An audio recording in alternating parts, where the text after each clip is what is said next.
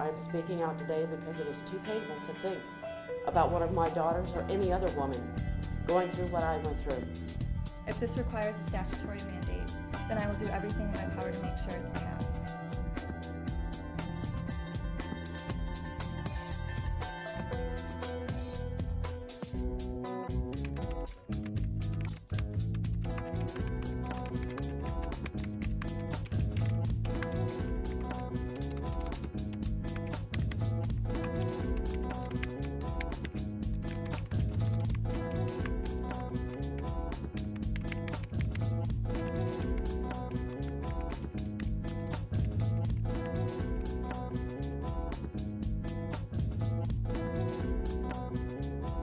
Abortions were illegal in 1953, but if you could borrow $200 and you really wanted an abortion, you could get one. And I did. It wasn't a safe abortion, it wasn't a clean abortion, but it was an abortion. It wasn't exactly the back alley, but it was close. We should be working to ensure that other survivors are offered as many choices as possible in their treatment, which includes the choice to terminate any pregnancy.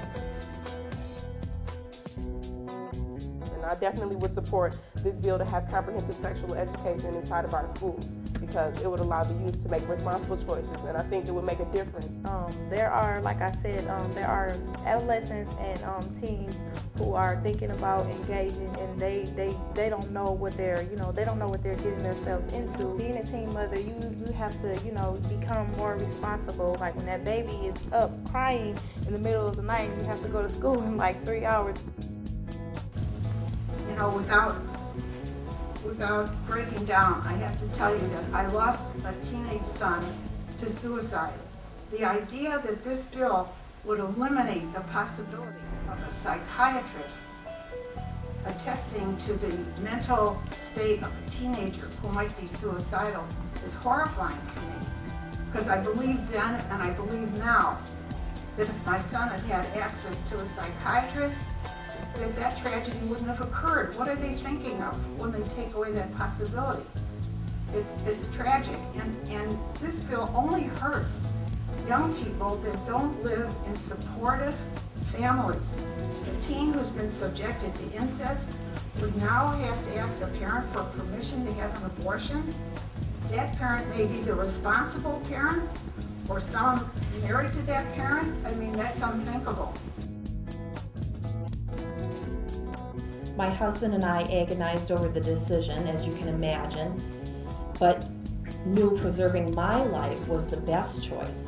I was subject to photos of fetuses and an ultrasound, which is supposed to be a wonderful thing, a wonderful experience. My husband sat there and held my hand and cried. This alone was almost unbearable, painful, and it was so very inappropriate. So, you tell me that under SB 138, you're going to tell me more. I would be subject to additional inappropriate trauma. Just sitting here and listening to this, that there might possibly be some pain, brings more pain to me. That's enough. Please continue to entrust that our health to our physicians who have the knowledge and the skill to practice medicine, not the politicians. Please, I'm begging you, do the right thing. I took a shower. I went to my clinicals the next day as if nothing had happened. I felt relieved to be safe and inside with the door locked. My attacker had tried to choke me, and then apparently had changed his mind. I was happy to be alive.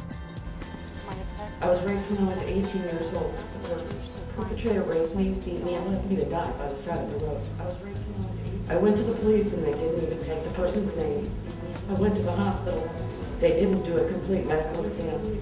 They didn't tell me about taking a high dosage of birth control pills that can prevent pregnancy. They just cleaned up my bruises, scrapes, and sent me home. The whole experience makes you feel totally out of control. Like any person would oppose the compassionate care for rape victims act Please support this bill.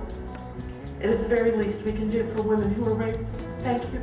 It needs to be protocol. It needs to be standard. It needs to be easy. It needs to be just done, done, done, done, done.